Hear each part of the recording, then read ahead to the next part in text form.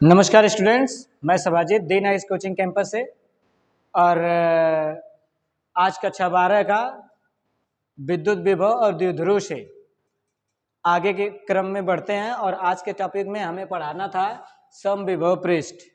Students, क्या पढ़ाना था? समविभव पृष्ठ। मैटर सामने आपको दिया हुआ है, परंतु आपको समझाना है बेटर ढंग से कि समविभव पृष्ठ क्या है। ये अपने आप में इंपॉर्टेंट पॉइंट्स भी है स्टूडेंट्स, इसको ध्यान रखिएगा, ठीक है। जैसा सम माने समान, विभव मतलब विभव के बारे में आपको परिभाषा बताई जा चुकी है, और पृष्ठ है यानी एक ऐसा पृष्ठ जिसके प्रत्येक बिंदु पर विभव का मान समान होता है, ठीक है। ऐसा पृष्ठ जिसके प्रत्येक, एक पृष्ठ ऐसा बना लेते हैं और अगर प्रत्येक बिंदु पर विभव का मान समान हो तो उसे हम क्या कहते हैं? समविभव पृष्ठ कहते हैं, ठीक है स्टूडेंट्स। परिभाषा आपके सामने लिखी हुई है, इसका गुण पूछता है, समविभव पृष्ठ के गुण बताइए। तो समविभव पृष्ठ के गुण में आते हैं, इसको समझाना जरूरी होता है स्टूडेंट्स। तो समविभव पृष्ठ के प्रत्येक बिंदु पर विभव का मान समान होने के कारण विभवांतर शून्य होता है। आइए जानते हैं स्टूडेंट्स कैसे। ये देखिए, कोई पृष्ठ है और यहाँ पे V1 है और यहाँ पे V2 है, ठीक है स्टूडेंट्स। अगर V1 का मान भी 10 वोल्ट है और V2 का मान भी 10 वोल्ट है, तो विभवांतर जब निकालेंगे स्टूडेंट्स, V1 माइनस V2 विभवांतर 10 माइनस 10, तो डेल्टा V बराबर स्टूडेंट्स यही आपका आ जाएगा शून्य। तो देखिए बात वही हुई कि नहीं। यदि क्या लिखा है, समविभव पृष्ठ के प्रत्येक बिंदु पर विभव का मान समान होने के कारण विभवांतर का मान क्या आता है? शून्य आता है स्टूडेंट्स। इस बात का आप सदैव ध्यान रखिएगा। दूसरी बात हम आपको बताते हैं कि दो समविभव पृष्ठ कभी भी एक दूसरे को काटते नहीं है, ठीक है। अगर विभव का मान समान है तो दोनों एक दूसरे को काटेंगे नहीं स्टूडेंट्स, इस बात का सदैव ध्यान रखिएगा। तीसरी पॉइंट्स में आते हैं, विभव का मान समान होने के कारण किए गए कार्य का मान शून्य होता है। देखिए, विभवांतर की परिभाषा अनुसार V बराबर W बाई Q आपको पढ़ाया गया होगा स्टूडेंट्स, इसका ध्यान रखिएगा। और यहाँ पे अगर यहाँ पे V1 माइनस V2 हम करते हैं V1 माइनस V2, और ये अगर समान है, समविभव पृष्ठ एक दूसरे को, देखिए यहाँ पे समान होने के कारण मतलब भाई देखिए 10 माइनस 10 करेंगे तो विभव का मान हो जाएगा 10 माइनस 10 बराबर W बाई Q। तो अब 0 हो जाएगा, 0 में Q का गुणा करेंगे बराबर W, यानी W बराबर आपका आ जाएगा शून्य, ठीक है स्टूडेंट्स। तो यानी समविभव पृष्ठ का मान समान होने के कारण किया गया कार्य भी क्या होता है? शून्य होता है स्टूडेंट्स। दूसरी पॉइंट्स में आपको हम बताते हैं, विद्युत क्षेत्र पर समविभव पृष्ठ के लंबवत, विद्युत क्षेत्र जो होता है वो समविभव पृष्ठ के सदैव क्या होता है? लंबवत। समविभव पृष्ठ ऊपर की ओर होगा, विद्युत क्षेत्र ऐसे जाएगा बेटा, आई देखो ये इसके क्या होगा? लंबवत होगा। तो समविभव पृष्ठ सदैव क्या होता है? विद्युत क्षेत्र समविभव पृष्ठ के लंबवत होता है। और अगली हेडिंग में आते हैं स्टूडेंट्स, और अगली हेडिंग में आपको बताते हैं कि विद्युत क्षेत्र की स्थितिज ऊर्जा हमें ज्ञात करनी है। अगली हेडिंग होगी हमारी विद्युत स्थितिज ऊर्जा।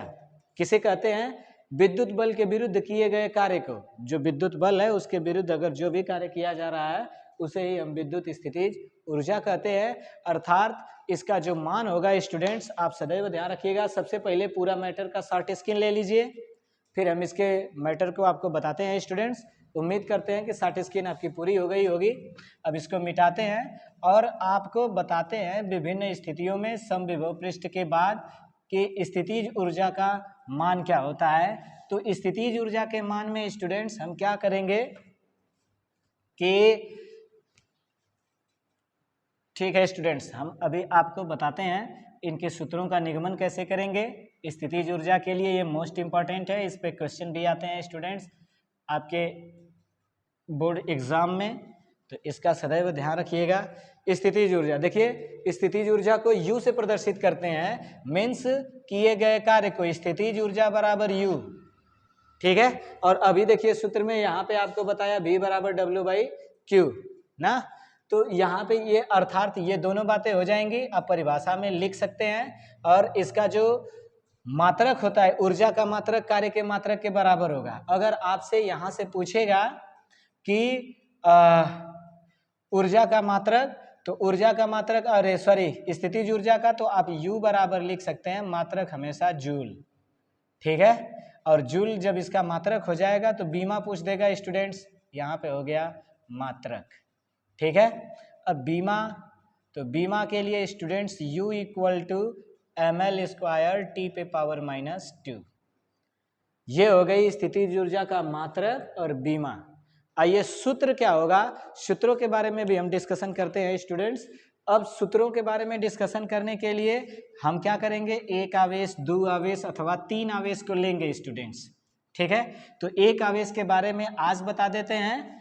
एग्जाम्स भी चल रहे हैं स्टूडेंट्स, काफ़ी आप व्यस्त भी हो क्योंकि व्यूज़ देख रहे हैं वीडियो पे कम आ रहे हैं। इसका सीधा सा मतलब है कि आप अभी एग्जाम की स्टडी में भी लगे हुए हैं और नए बैच के प्रारंभ में भी। तो ऑनलाइन क्लास के लिए आप इस वीडियो को अधिक से अधिक देखें और शेयर करें, लाइक करें और चैनल को सब्सक्राइब करें स्टूडेंट्स। आगे बताते हैं एक बिंदु आवेश के कारण, एक बिंदु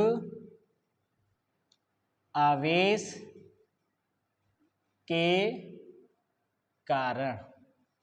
देखिए, एक बिंदु आवेश के कारण विद्युत विभव ज्ञात करेंगे हम, तो लिखेंगे विभवांतर के परिभाषा अनुसार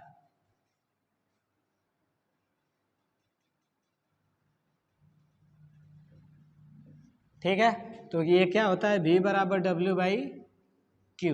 देखिए एक ही आवेश है स्टूडेंट्स, यानी W बराबर आपका हो जाएगा VQ।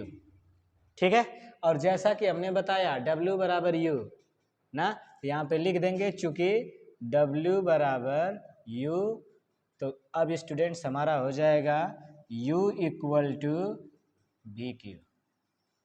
यहाँ से भी मात्रक आप निकाल सकते हैं। ये रहा एक बिंदु आवेश के कारण विद्युत विभव की गणना स्टूडेंट्स। अब दो बिंदु आवेश के कारण विद्युत विभव की गणना और तीन बिंदु आवेश के कारण विद्युत विभव की गणना, इन दोनों मैटरों के लिए स्टूडेंट्स हम कल मिलेंगे। तब तक के लिए आप लोगों को ढेर सारी शुभकामनाएं और चैनल को सब्सक्राइब करके इसे आगे बढ़ाने की पूरी कोशिश करें स्टूडेंट्स। धन्यवाद।